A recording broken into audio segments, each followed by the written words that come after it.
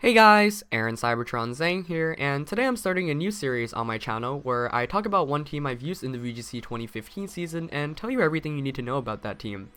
I'm basically going to cover my team building process, all the Pokemon on the team including items, EV spreads, and moves, things that the team were weak to, things the team were really good against, and ways I would play with it, and finally overall weaknesses and strengths with the team and my performances with it.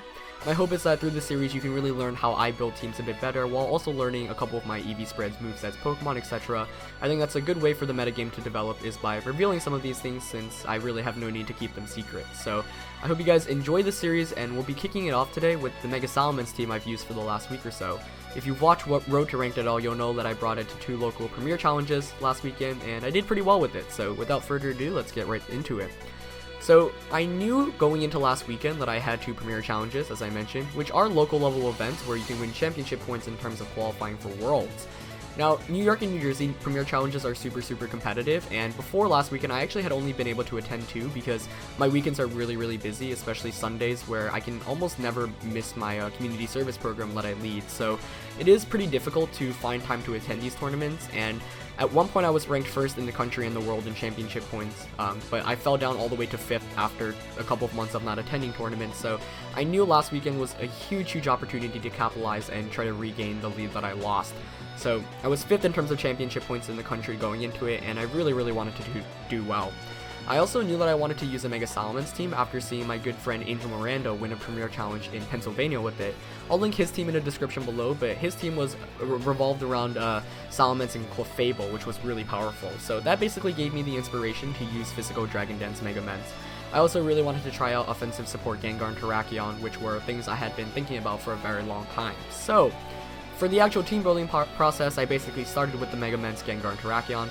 Ments as the offensive Dragon Dance Sweeper, Gengar as another offensive support Pokemon with Icy Wind, Taunt, Will-O-Wisp, which I'll go into later, and TERRAKION really to improve my matchup against Pokemon like Kangaskhan, BISHARP, and Charizard Y, and Thundurus. So TERRAKION hits a lot of the format for super effective damage, and Rock Slide's just such a good move anyway. BISHARP was the 4th Pokemon I added because I really hated playing against Fairy-type Pokemon, especially Pokemon like Sylveon, and of course when you have a BISHARP you just scare away Sylveons in Team Preview, so having it helped out a lot. And while BISHARP is considerably slower than the remainder of the team, having Icy Wind support from Gengar really helped out because BISHARP after an Icy Wind can outspeed most of the format, so I wasn't really worried about it being slower than most of my other Pokemon, and Life Orb Sucker Punch is one of its main moves of course, so that still does a ton of damage and it's priority boosted. The 5th Pokemon I added was Scarf HYDREIGON because I wanted a way to effectively one-hit KO opposing dragons with Draco Meteor. I've been using Scarf HYDREIGON for the majority of the season over Specs, which was really popular in VGC 14, just because I think the speed control is a bit more necessary for HYDREIGON this year, where you have Pokemon like Kangaskhan, Thundurus, Landorus, which can just outspeeding, effectively KO or do a lot of damage to it. So I do like Scarf a bit more just for that damage output, even though it's slightly decreased. To finish the team, I added AMOONGUSS because AMOONGUSS is really good with redirection support for Rage Powder, of course. Really helps out against some of the more thriller and offensive Pokemon on the team, and it really helped Mega Men set up so many times. I ended up choosing AMOONGUSS as well just because a lot of people were not properly prepared for it, and with Rocky Helmet, it was really good. And Regenerator was an awesome ability too because I would lead with it a lot of the times, take some damage, switch out, and then save it for the late game. And of course, Spore is a crazy broken move, so that basically rounds out the team building process. So now to go into each Pokemon. The first one of course was Mega Ments, and this one had Intimidate with the added nature of D-Dance, Earthquake, Double Edge, and Protect. And that EV spread, as you see, is very vanilla and boring, but quite honestly, I built this team the night before the Premier Challenge, so I didn't really have much time to finesse and make a more complicated EV spread. And quite honestly, this was a Premier Challenge. It wasn't like Nationals or Worlds where you're trying to counter most of the metagame.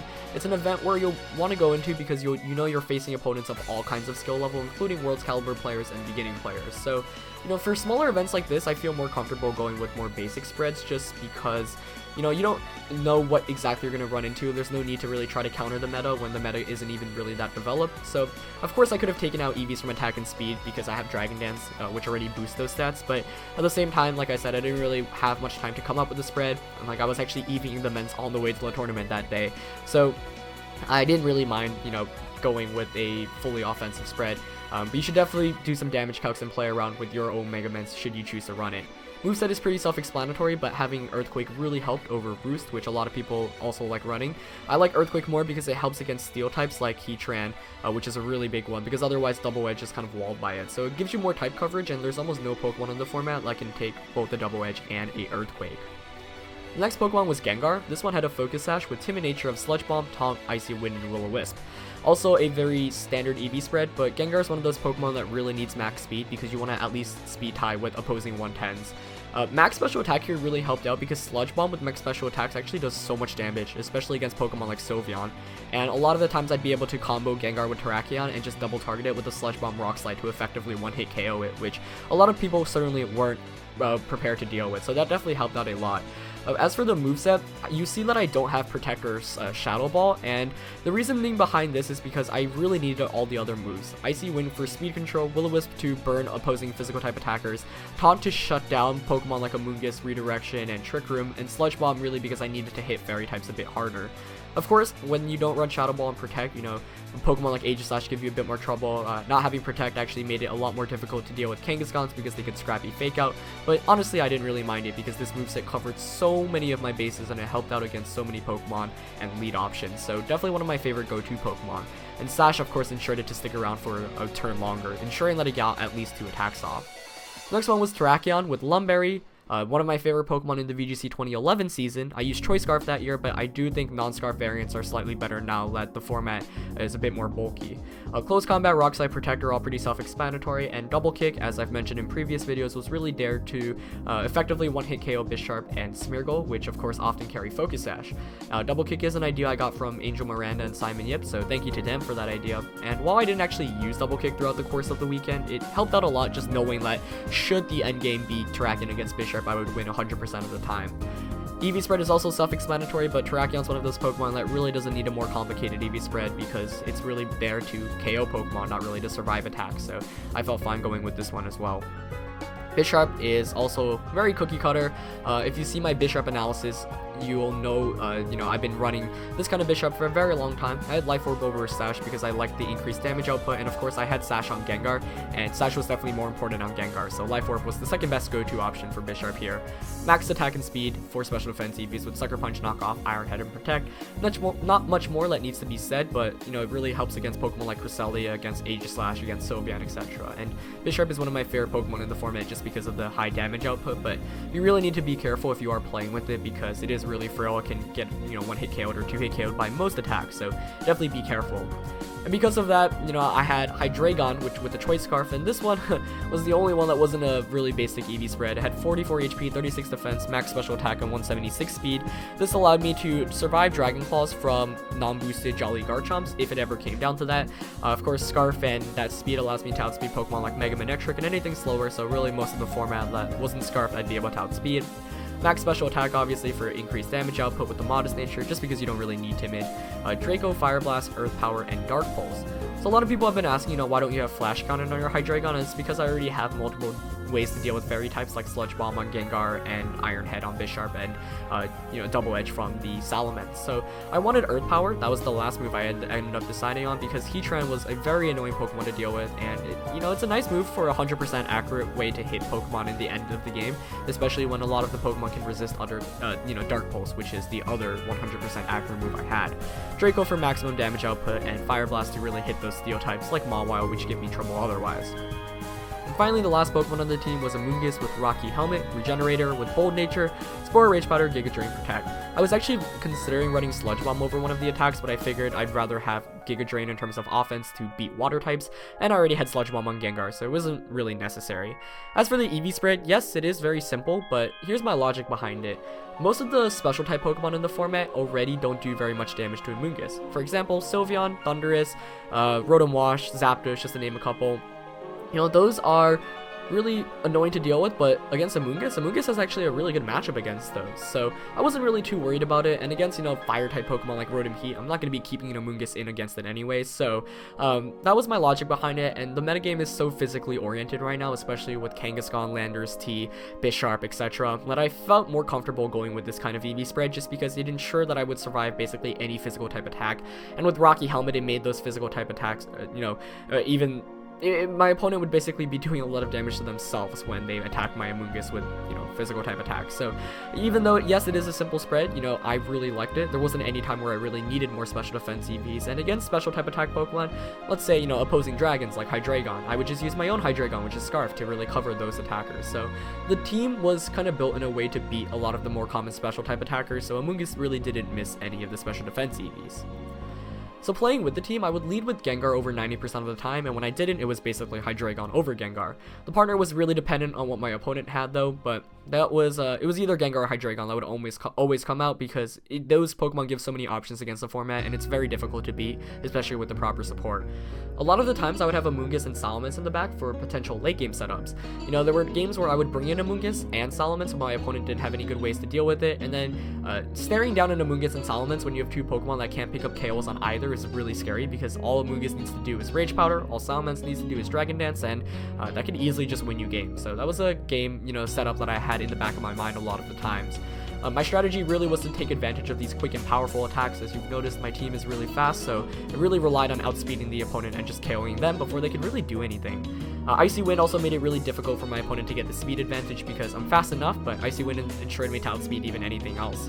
And Amoonguss was there really to help out for Rage Powder, but it also helped out against opposing speed control, because I can redirect Thunder Waves, I can Spore you to put you to sleep, I can help out in the Trick Room matchup, because should your opponent set up Trick Room, Amoonguss can just Spore everything, because it is slow enough as it is, though in future I might use Relax Zero Speed 1 just to help out against the Trick Room matchup a bit more. But of course, no team in VGC is perfect, or no Pokemon team is ever perfect, so there were a bunch of notable weaknesses that I want to mention. Opposing speed control was very irritating to deal with, because, moves like Thunder Wave, Icy Wind, Trick Room, very just difficult to deal with. Tailwind is a big one too, which doubles your opponent's speed, so Icy Wind's only reducing the speed by 1 stage, so that was definitely really difficult to deal with and gave me a lot of trouble, especially on the Road to Ranked episodes. TERRAKION, BISHARP, and Gengar are all really frail, and because only one Pokemon there can have the Sash, the other two can easily be one-hit KO'd, so I had to play safely with those. Fighting type and fairy type attacks were definitely very threatening as well if they weren't redirected, and Dazzling Gleam / Hyper Voice is really scary to deal with.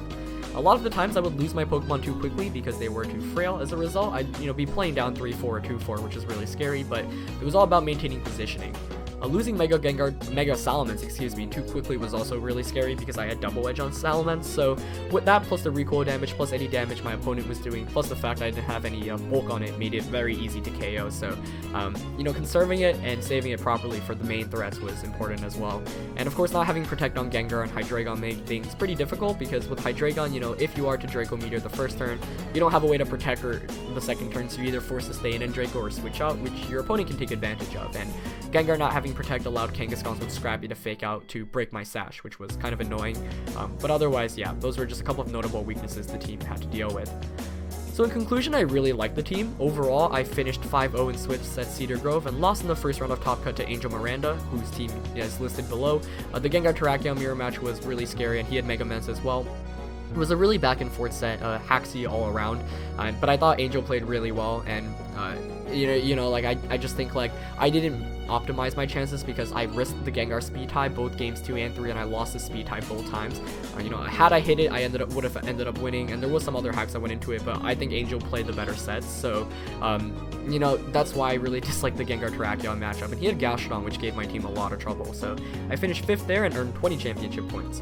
In Brooklyn, I went 5-1 in Swiss, but ended up winning out in Top Cut. My one loss in Swiss was to Eddie, who had a really neat team, as you'll see listed below, and I basically lost that set because in the mid game, I brought in HYDREIGON over BISHARP, which was a huge misplay when I lost one of my Pokemon. I missed the KO against his Mega Metagross with Dark Pulse when my BISHARP could have just, forced the switch out or KO'd it with Sucker Punch.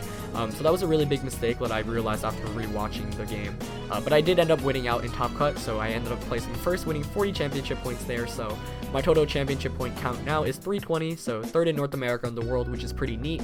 And as I mentioned before, I think all I need is one more strong placing in the tournament, and I should have my invite to the World Championships locked up. But that's it for this team analysis, guys. I really hope you enjoyed it. It was a lot of fun to make, and I think it'll be pretty helpful, so let me know if you enjoyed it. Please show your feedback for the series by, leaving a like on the video, by giving me comments. Feedback, as always, is much appreciated, and I'll be bringing more of these very soon. So definitely try out the team, play around with the EV spread, so it's definitely a lot of fun. And yeah, that's it for this video, guys. I'll see you later today with Road to Ranked. Alright, peace.